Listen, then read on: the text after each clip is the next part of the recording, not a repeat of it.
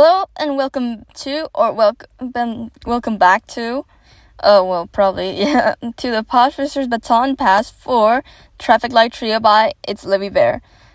You probably know what this is all about, but if you don't, why are you watching chapter 25 of this? Anyways, the way this works is that I'm reading chapter 25. Puppy will be reading the chapter before me and the previous chapter, and let me check, and Cheese will be reading the chapter after this one. I'm passing along who will be reading Traffic Light Trio until the podfic is finished. Now, this is chapter 25 of the Traffic Light Trio. Need more crack before we send the nerds back to school. May, it's still break. Why are we here? We're here, she yelled, because you three are in need of a makeover. They all blinked at each other, but AG spoke up first. A makeover? She nodded vigorously. You're planning on being a hero team. That means you need branding. Denki scratched his head. Wait, we are? Also, we already have the color thing going on. She rolled her eyes. Yes, Generator, you are. You didn't know it, but as soon as you all picked similar hero names, it was determined. I've been waiting for you all to come in here and get costume reworks, but no, you had to get kidnapped and completely ignore integral decisions that come with being a hero team. May? Izuku started. Our names are already similar. Is that not enough? She threw her hands up. Not in the slightest. The names are fine, but the epithets and costumes need to change.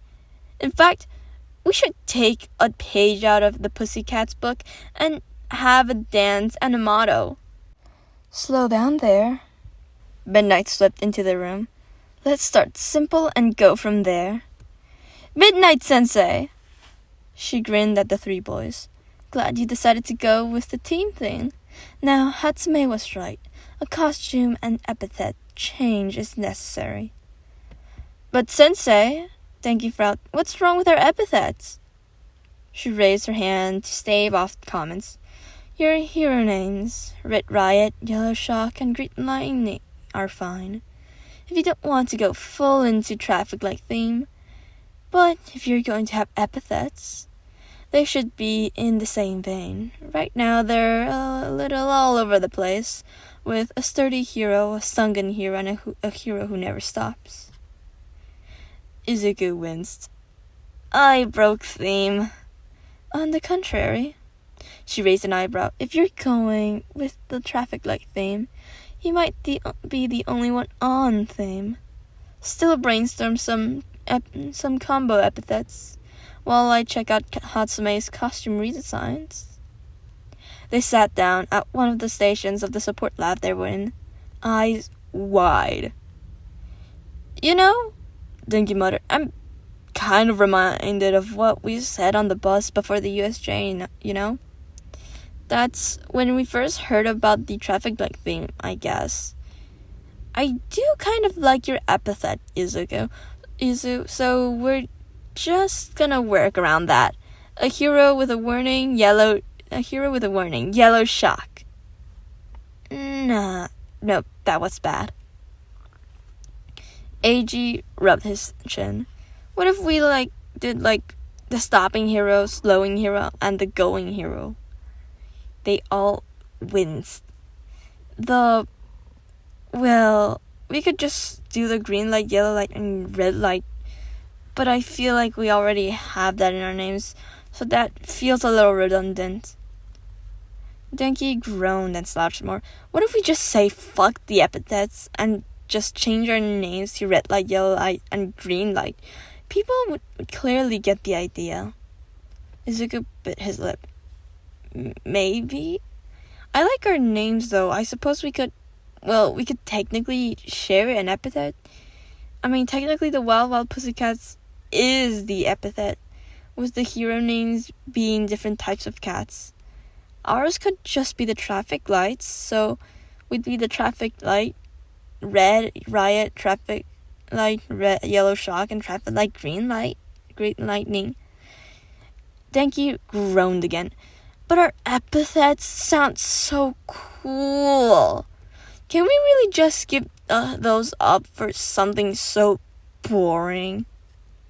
Eiji stroked his chin. I don't know, I kind of like it. Our personality comes out in our hero names, but no one has any doubt that we're together, you know? We can call our agents to see the intersection and our hero team the traffic light trio like usual. Izuku hummed and flushed. Well, do we want to do a dance or a pose like the pussycats have? The two snorted.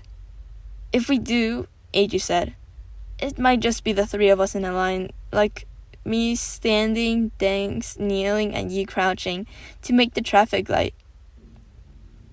Not a bad idea, Denki chortled. But I don't know, I always found it a little weird. Compromise. Anytime we're seen together as a team, I'm in the middle and you two on the side, so we're always in the traffic light. We're always the traffic light trio.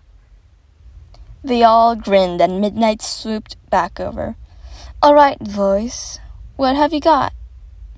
They explained, and she hummed in consideration.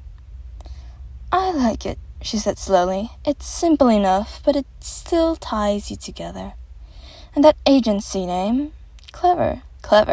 Now come over and see what designs our resident crazy person has whipped up.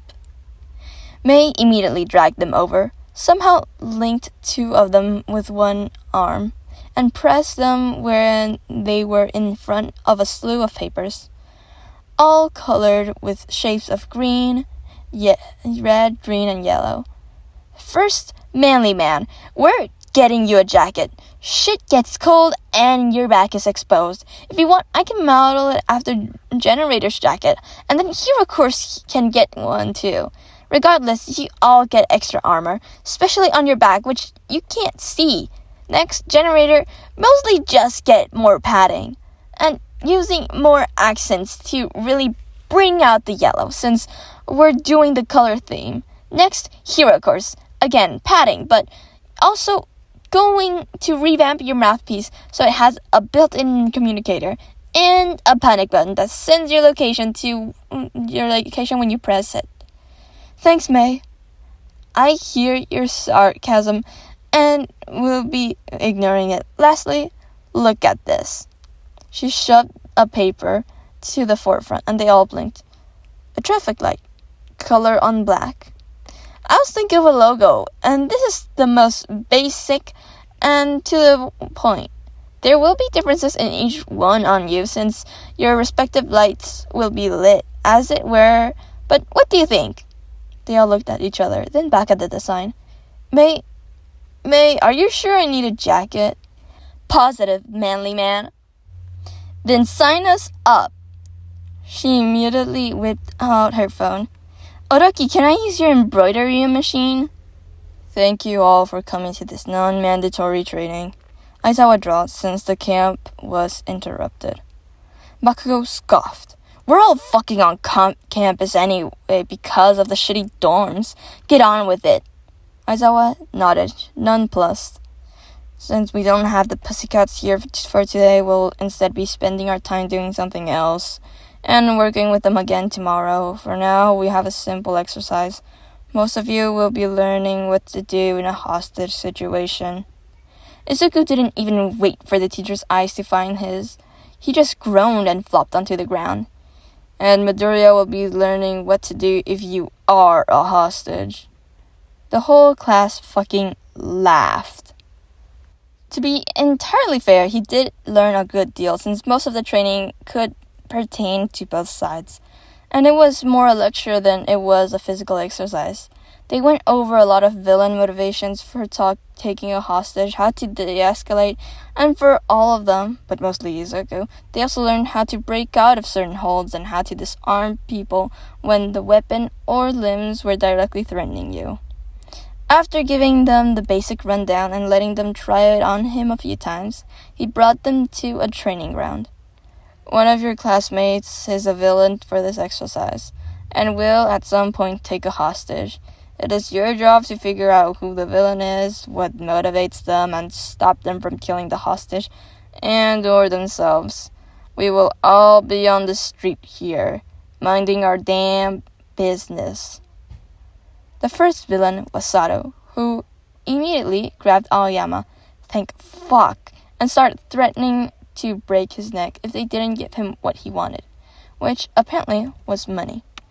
Sir, Momo tried to placate. Might I ask you what you want the money for? If it's food, I'm sure we can help. You just want to arrest me. You can't fool me. Now put the money in the bag and walk away, or Blondie gets it. It was easy to tell that Sato was not the greatest of actors, but Aoyama was excellent at playing the damsel in distress, and sadly, Sato was too big for him to get his arms anywhere productive, so he could break out of it on his own. Aizawa failed them for that one. After 15 minutes of negotiation fell through.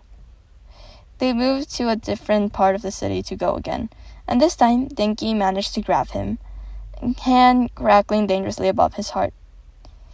Get me Uravity, heroes! Uraraka looked mildly alarmed, but came forward. What do you want? Static? Denki snickered a little at the name, but quickly sobered, getting back in character. You fucked up, Uravity. You let my family die! She looked way more alarmed now. I'm sorry? I did my best. I didn't know they were there. You tossed the villain into our damn house. If I hadn't been at work at the time, I would have died too. And here I thought heroes were supposed to protect people, not get them killed in the collateral. Uraraka bit her lip and nodded. Okay, so what do you want from me? I'm here. I want revenge. I want you to suffer knowing that you couldn't save this civilian, just like you didn't save my family. And now let's not be so hasty. I'm sure there's something else you must want in recompense. He cocked his head, hand wavering, but reluctantly pulled back from where Izuku's chest was starting to tingle. It was no doubt only a minor shock, not actually something that would kill him. This was technically a game. And slowly nodded. I want you dead, Uravity. You pick. You or the hostage. Everyone looked grim, and as Todoroki took a slight step forward, Denki tensed. Nope. Any hero but her comes close. Greenie gets it. Don't test me. Everyone else, back off. This is between me and her. Shinzo raised his hands placatingly. No worries, Static. We're leaving, okay? Denki nodded. Great. Release the hostage without hurting him. Denki let his quirk power down, and his quirk grip loosened, allowing Izuku to slip out, and Aizawa nodded. Good. Break him out for debriefing. Shinzo nodded, and Denki gasped, blinking and coming back to himself before grinning. Ah, man, I forgot. Nice one, Shin. You all did well, Aizawa drawled, letting the hero he called for handle the situation. If she hadn't been there, what would you all have done? Call her? Hagakure questioned. True, but what else? Stall.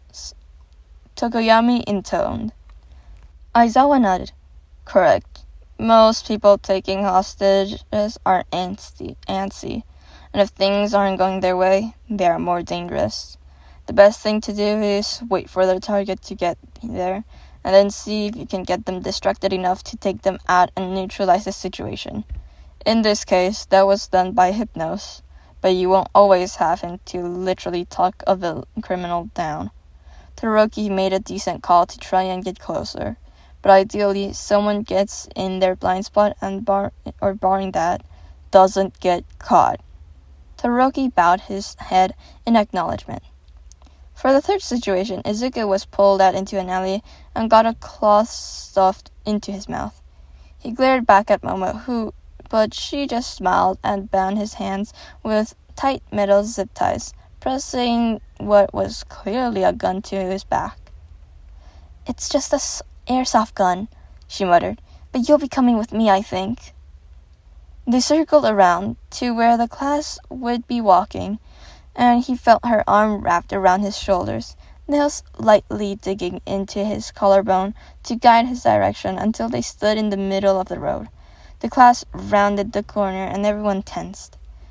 He glared at Denki and Eiji when they both laughed a little when he was again the one captured. "Unless you want this to end poorly," Momo said through a voice changer. When the fuck had she completely covered her face?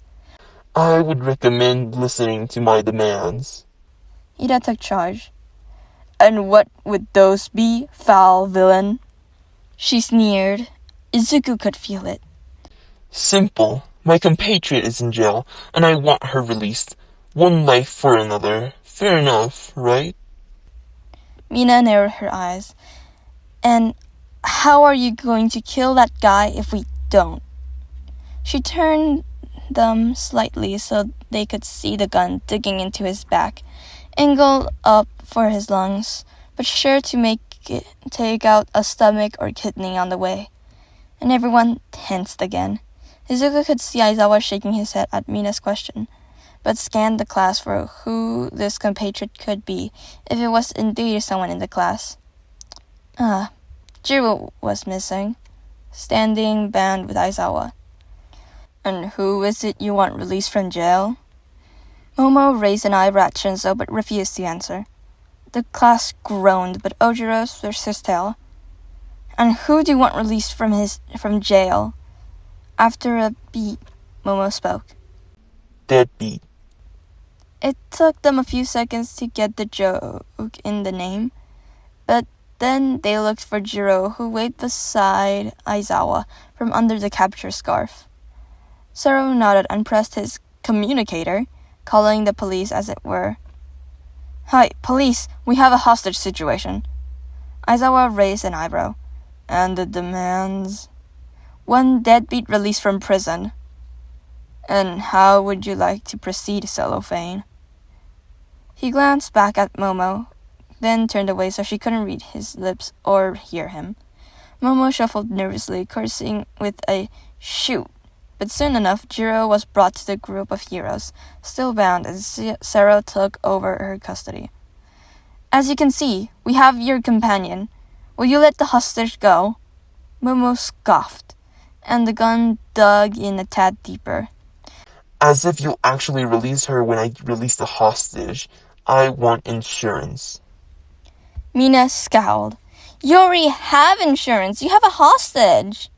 Momo sniffed. "And I want more. Tell you what, you release Deadbeat and I'll release the civilian. No sooner." Bakugo clicked his tongue. "As if we'd trust that. You'll just take Deku and fucking run." Momo grinned and chuckled.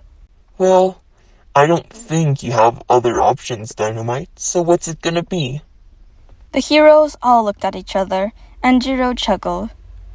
"I'd listen to Genesis if I were you," she said darkly, "before she gets antsy and starts attaching bombs to the poor kid." Iida reluctantly nodded, taking in the group's assent, and turned back to the two of them. "Very well. We will release Deadbeat to you, and you will release the civilian to us." "Wouldn't have it any other way," Momo drawled, sounding staringly like their teacher in that moment. Izuku tensed, waiting for the exchange. Jiro slipped out of the scarf around her, and no sooner did Momo push him violently forward, shooting into the crowd and apparently hitting Zero, who had been closest in range to grab Jiro again. And Deadbeat shot forward, briefly sending a pulse through the ground to disorient them before ducking back Izuku, who was still struggling to right himself with the tight metal around his wrist, but Shoto hauled him up as the class surged forward to engage the two villains. "Are you alright?" Izuku smiled up at the boy, a little flushed. "Yeah, just hang on a sec. Let me see if I can..." He tucked his arm around his feet, one at a time, to get his hands in front of him, and put one for all to 10%, slamming his hands down on his knees to make the zip ties snap open, shaking out his hands and rubbing his wrists to get blood flowing again, and jumped a little when the other boy took his wrist in his hand. It was the left side, and the hand was warm, soothing the ache that was only just there, and Izuku smiled at him gratefully. And with that, Aizawa sighed, calling the class back. The exercise is over. I hope you all learned something because you were all pretty bad at this in general. Midoriya, nice job. Izuku rolled his eyes. I was the hostage 2 out of 3 times. Really, guys? You couldn't have grabbed anyone else?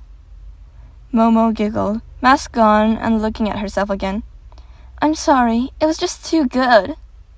Jiro snickered herself, leaning into the side of her villain partner. You have to admit, it's pretty funny. Izuku threw up his hands, and the class laughed at his expense again. Aizawa raised an eyebrow at them. Midoriya is currently the only one passing this exercise, aside from our villains and Shinso, I will add. Izuku only felt a little bad when the laughter turned to cries of indignation. Only a little, though. And that was the end of chapter 25. Need more crack before we send the nerds back to school from the Traffic Light Trio. As last time that was my turn. I will be reading I will